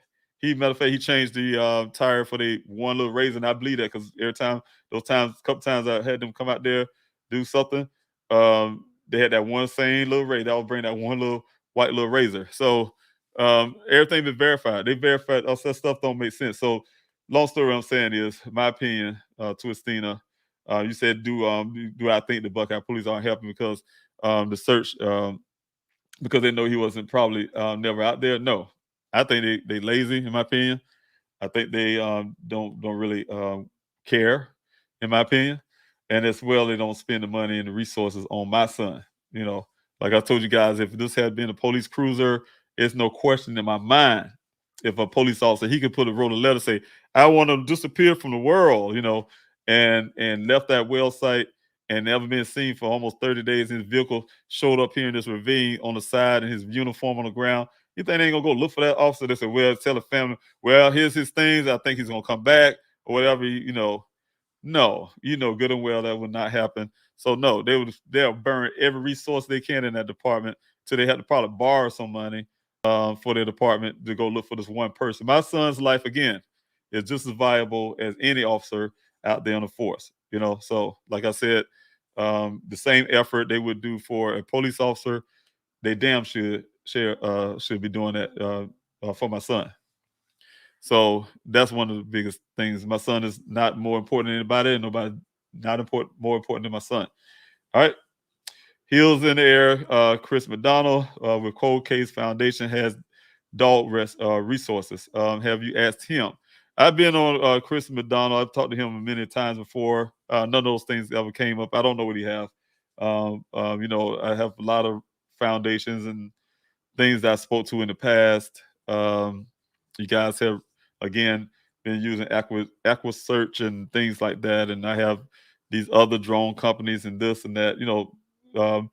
not want to make it sound bad, but I haven't never had any of those foundations actually come out and do anything. So I do reach out and I do talk to people all the time. I have even done shows, podcasts with some different things, but when it turns out that at the end of the day, that's all it is, just some type of interview or something like that. But as in his resources, I do not know his resources. Think he's a very great man. Saying when I say in terms of his personality and who he is as a person, I really enjoyed the show and things like that. Being able to get Daniel's story out as most as I can. That's my whole motive and agenda is to get Daniel's story out and get help, as much help as I can. So anything outside of that, I don't know people. I don't, do a whole lot with a whole bunch of people. But as in asking for help, my hand's already there. I don't like to. I never had to ask anybody for anything, so it's really hard now in life to be doing that. And when I say I don't have to, I'm one of the people that just don't ask if I'd rather just work, or stand on my own 2 feet and do things, and but then have to ask people when I know I need the help. You know what I'm saying? So I have reached out to these people and asked for help and things like that. So and whenever they need the help and they can, they will. I'm sure they would. From what I could tell, there's some great people that's doing some great things out there for families, and I hope they continue to do that, because I will be doing this myself. That's the reason why I've been passionate about it, do my own experience, very passionate about helping other families, and I will be doing that myself. That's the reason why I founded the Daniel Robinson Foundation, as well as having a team who helped me put that together, and to help other families to be able to do some of the things like you said here, Mr. McDonough, and the Cold Case Foundation. We have dolls, rescue dolls, and things like that, to be able to help other families and find their loved ones. All right, Tisa Fields, have you guys searched the other side of Sun Valley Parkway? We did a partial line search over there, based on, I can't remember what the reasoning was, but some of those areas over that side, we've been very careful going on that side of the mountain. I can't 100% verify it, but there are some areas that is not good for a person like myself, especially, but anybody, but a person like myself with my skin tone, to be over there either. So yeah, that's one area that definitely need to, be checked into, and I would leave that more so on law enforcement side. All right. The Renegade made a 11-mile radius map using the GPS coordinates of the Jeep as the epicenter. That mapping does show it crossing the road. Only disagreement I have with that is that that crash site, and that's what I'm saying. You're right. That 11 additional miles is based. We do a lot of searches based on that as well, and that will be, like I said, coming from where the vehicle was found here, as well as the well site. 11 additional miles from the well site, and the reason why, one of the things I say I kind of disagree somewhat with that is the vehicle was staged, in my opinion, right? That's not where the 11 additional miles originate from, or come from, or how I got there to that point. And the 11 additional miles ended right here in this ravine. From the investigation standpoint that I have received from my paid investigator, accident reconstruction, the accident happened somewhere else. Where the 11 additional miles got put on the vehicle is, we really don't know, but we kind of do a somewhat of a search based on that from this point where this vehicle is located, and that's a desert search, and something that can be kind of tied in with that, as well as a probability based on information that we receive, as well as investigative stuff that would suggest that it would be more to the western side and things like that from the story. But as in from that doggone 11 additional miles being from this ravine right here, no, I don't agree with that. This, in my opinion, just like my investigator came, that's just a staging area. That was just been staged there. That vehicle showed up almost 30 days later after my son was missing, as well as it wasn't there. So wherever that 11 additional miles came from, it didn't come from after the vehicle crashed, and then it was driven 11 miles and ended up in that ravine, right? It happened somewhere else. Somebody dragged it there. We don't know 11 additional miles, really originated, where the vehicle originated from to get the 11 additional miles on there.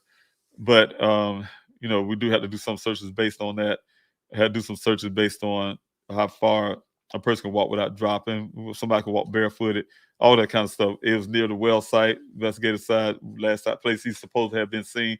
So that type of stuff. So, but that's not what I'm saying is not hurting as well as to go check those sides. I did see my drone over to that area over there on that side of the mountain, try to get over that way, on the side of Sun Valley Parkway to get some idea of the area over there.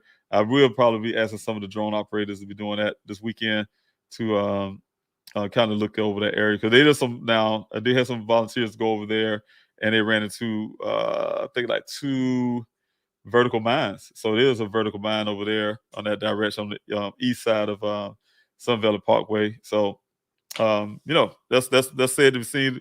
Yeah, definitely areas that could be searched. But you get the point I'm making as well. For those who see I've been doing searches all this time, like, man, you've been out there this long. Yeah, it's big. That desert is big. And like you said, you have that TC field. Some of those things like you're mentioning that need to be at least looked into or searched. It's always somewhere to look, and always places to cover, and it's take a while to get to those points and things like that. Because like I said, the last search I remember, I was feeling real down when I already had kind of made a decision in my mind that I was going to pause the searches, because I look at the area that need to be done, and I just didn't have the numbers. For one thing, we have enough volunteers, and the other thing is, some of the other parameters or reasons. And I'm just saying, because that desert is very intimidating. People say what they want to see you put your foot on that ground and really be out there. You'll understand then from that standpoint how rugged that terrain can be up and down and stuff like that, and why it takes so long to search certain areas, right? Especially the way we're doing it. We don't have sophisticated equipment like the police department would, for instance, or things like that. We don't have helicopters and all these cadaver dogs and things. They can have resources and available to them. I'm just doing the best I can, and volunteers doing the best they can, and we make it do. But we're finding things, and police department with those things they haven't found a construction cone like I always like to use. So,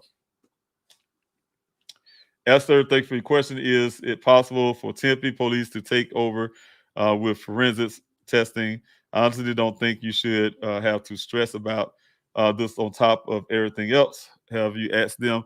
Yeah, I'm reaching out to all these departments. So again, I will have information eventually for you guys, working some things out in the background, trying to get help. Like I said, just that very thing, get help.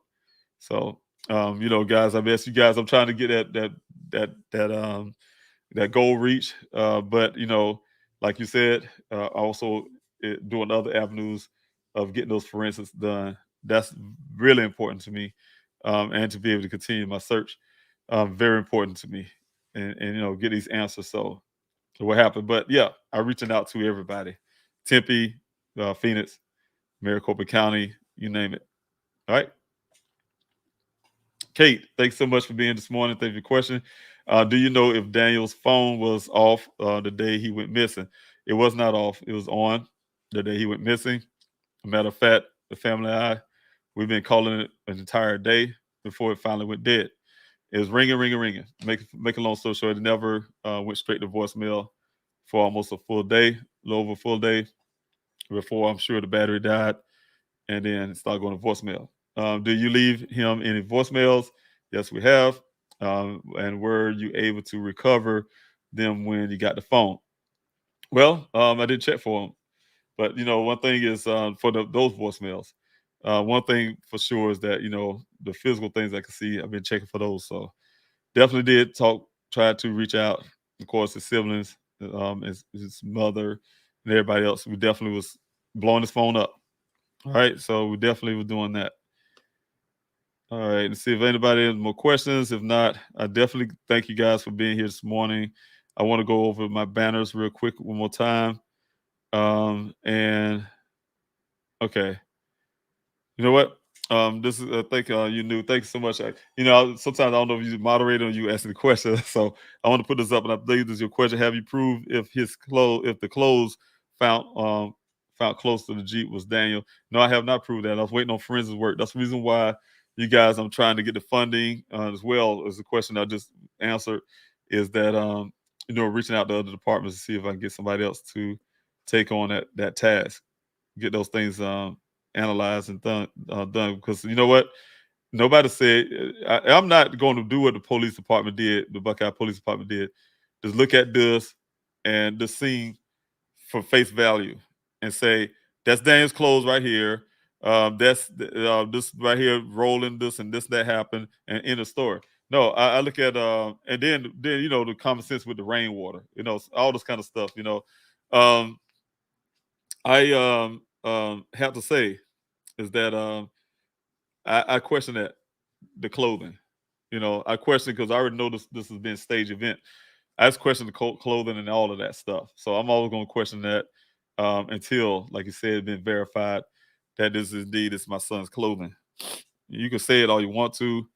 My daughter and my family, we haven't verified if there's any clothing of Daniel. It's familiar with us. So, but no, they didn't verify anything with us.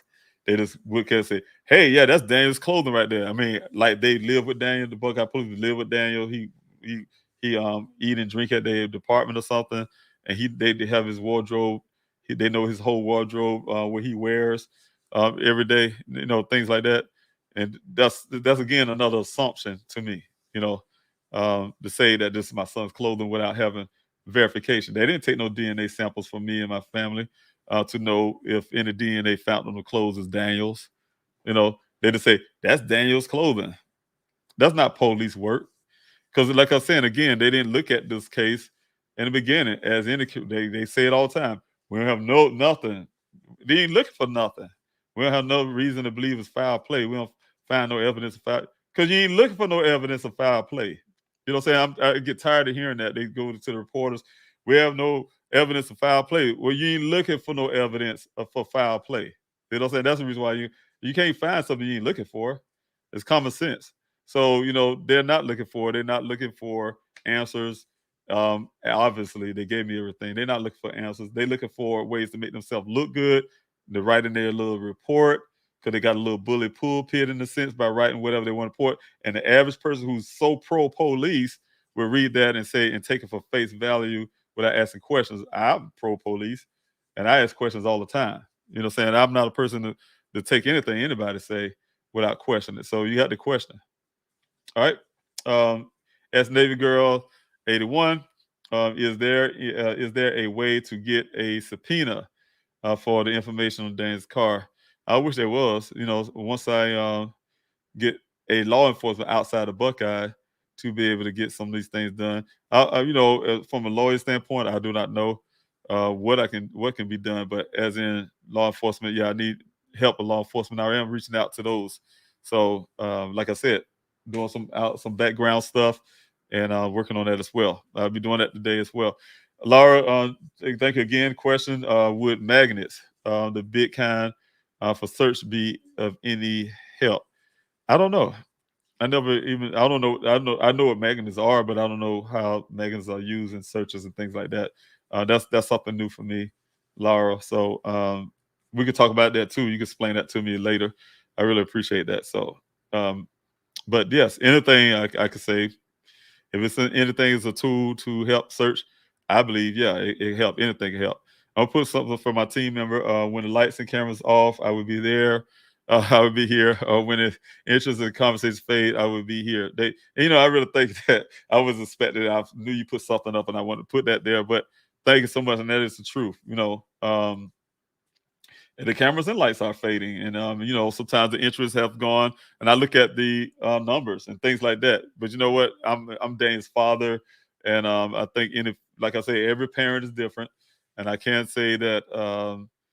But I know every parent is the same when it comes to they loving their children, and at the end of the day, when everything else fade away and disappear, that's what we do as a parent. We still gonna be fighting for our loved one, our child, especially our children, no matter how old they are. So, all right.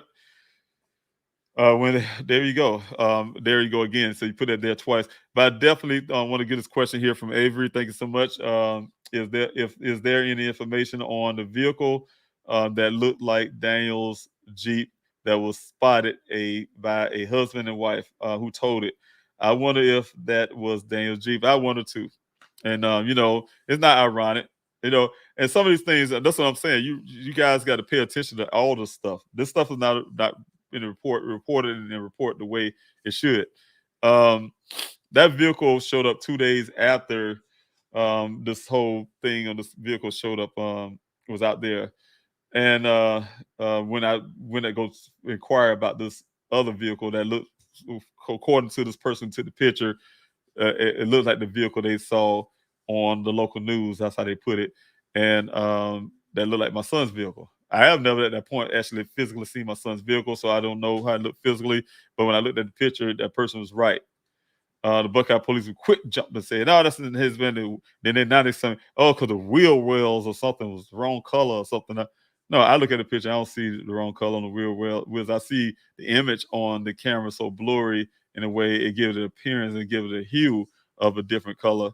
Just like you can't see the exact color of the picture because of the picture, but the shape of the vehicle and everything else suggests a lot, and it's not ironic that about time I got up there to try to go see this vehicle that the guy was describing to me, somebody told it away. As the Buckeye police to this day would not give me information on who towed that vehicle away and why they towed it away and where it went from that area. But then 2 days after that, the vehicle, your son's vehicle found in the desert, so that type deal, So it's a lot to that. Make a long story short, and that I can discuss. But yes, I have no information about that. I have no information about that, and I suspect until I get a different department to handle my son's case, I suspect I will not get an answer definitely from that department. That won't happen. All right. So don't forget, y'all guys, to hit that fast and prayer for Daniel, hashtag fast and prayer for Daniel. I do see that. Thank you, TNI, for putting it up.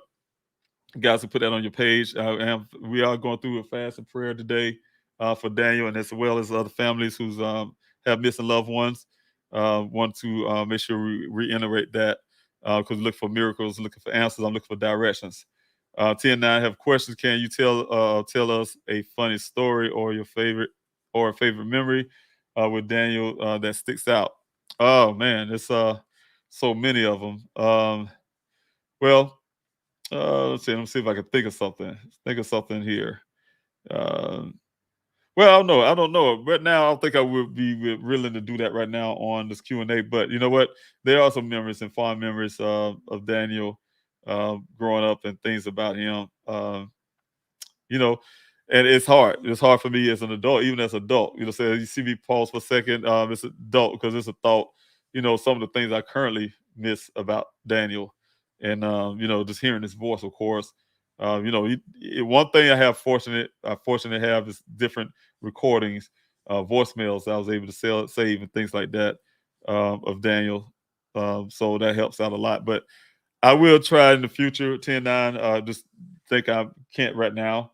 But I would think in the future to be able to share some of those memories and some of those funny things about Daniel as well. So thank you for your question. I really appreciate it. D-Love, thanks so much for your question here. Mr. Robinson, are there any markets or drugstores near Daniel's apartments? They may have Daniel on camera. At this point, almost a year, I hope so that eventually we run into some camera footage somewhere. All thing, like you say, you receive not because you ask, not, but I definitely will love to ask if I can remember something like that, happen to be there on that side and say, hey, look, go to these, because you do have a not a shopping center necessarily near his apartment, but it's some shopping centers that he went to go shop at. For instance, go to get his teeth done, dental place and things like that. So he's been around these certain shopping centers in Tempe, and I could ask things like that. But a lot of these cameras now, unless somebody have reasons to save a recording, they overwrite over 30 days. So I definitely can ask, but like I said, it'd be hard trying to get camera footage to date for certain things, that you haven't gotten back then, because a lot of times it's overwritten. I know security cameras that I have, they will overwrite over 30 days, unless you take your hard drive and, like I say, save those things for whatever. Somebody say, hey, can you record this or whatever? If you don't do it for a reason, a lot of times those things don't stay. All right, but there's, like I say, there's nothing wrong with asking.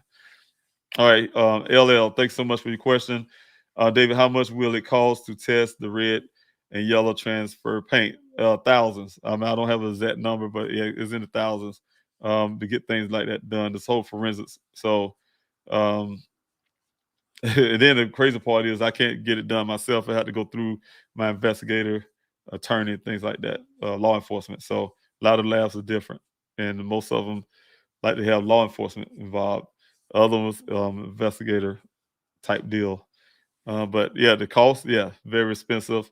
Like one person just said on here, I don't think no family should have to worry about that thing, especially if we paying our taxes. And Daniel's a taxpayer, I'm a taxpayer, and we pay their salaries. And these people should take some of those resources and help families out. I shouldn't have to worry about how I'm going to come up with money to get forensics tests done, something that should have been done from day one, the way it should have been done and things like that. So, all right. All right, this is my last question, you guys. You guys have any more questions, please come at this evening. It's a 2-hour mark here. I'm David Robinson, father of geologist Daniel Robinson. I do have a question from LL. My last question here, and if you guys have any more, I apologize. You can bring it this evening. Can you tell us what you heard about the tip about the shooting with the AK-47? I'm wondering about the man who said he was staring at Daniel through his sights. No, I haven't got anything back yet. Still, I get information to the Buckeye Police Department, as well as my investigative things I'm doing here. So definitely waiting on answer for that. Of course, still looking into that, but no, I don't have anything about it just yet. But we're definitely looking into it. And as the other guy, yeah, that's one thing as well. Deeply looking at, like when She Rose Nation came and asked that question, for me, said it all and did it all. Again, you guys don't forget that we have the a day of remembrance. If you guys can come and be a part of that, I really appreciate it. Don't forget that it's a very important event on the 25th, this Saturday at 6:30. You guys can come out and support. Team been working really hard for that, as well as I, to make sure that these families get some resources as well to be able to tell their stories, as well as I can get Daniel's story out there even farther and things like that, share story. And you guys come out, like I said, to support. Also, don't forget that we'll be having a desert search this weekend as well at 5:45 a.m. At 5:45 a.m. And it will be out for Sun Valley Parkway and Cactus Road. You guys, same place. We always have searches in the same area. The meat place. Well, the search ain't gonna be in the same area, but the meat place will be in the same as that area. So, you guys who've been familiar with the searches in the past, I would love to see your face again, your family. I need you to come out there and support. But please, by all means, don't forget it's a bit busy day, and the day as well is definitely a fast and prayer for Daniel. So those who have joined in with me, thank you so much. I really appreciate it. Thank you so much for taking your time out, like I said, and putting your plate to the side, and definitely being a part of this fast and prayer for Daniel. And thanks so much. And I want you to say, put the hashtag on your page, fast and prayer for Daniel. Put the hashtag there. And thank you for coming out to this Q&A to support my efforts. I really appreciate it. I'm going down these banners and go ahead and end this Q&A for the day. But I will thank you so much, guys. Again, I love you all. Don't forget, like I said, I have a 5:30 today Q&A prime time. So you guys can come back 5:30. That's Phoenix time here in Arizona, also in California, the West Coast, at 5:30 p.m. Today. But on the East Coast, it'll be at 8:30 p.m. So if you guys can come back for that, I definitely would love to have you out there again. But anyway, love you all. Talk to you soon.